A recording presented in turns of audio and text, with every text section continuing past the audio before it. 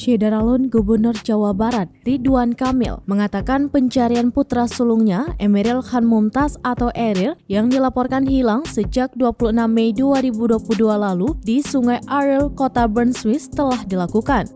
Kang Emil menegaskan ikhtiar pencarian Eril akan terus dilakukan meski salat gaib untuk Eril sudah dilakukan. Ia mengatakan standar hukum di negara itu selama 7 hari pencarian intensif, setelah itu pencarian rutin sampai hari ini terus dilakukan, tapi secara hukum baru dipastikan 1 tahun. Kang Emil mengatakan dirinya dan keluarga memang sudah mengikhlaskan kepergian Eril. Menurut Kang Emil, maksud dari niat salat gaib ini adalah untuk berdoa kepada Yang Maha Kuasa. Kang Emil juga menyempatkan diri untuk mengucapkan terima kasih atas doa-doa yang dilayangkan dari seluruh masyarakat Indonesia kepada Eril.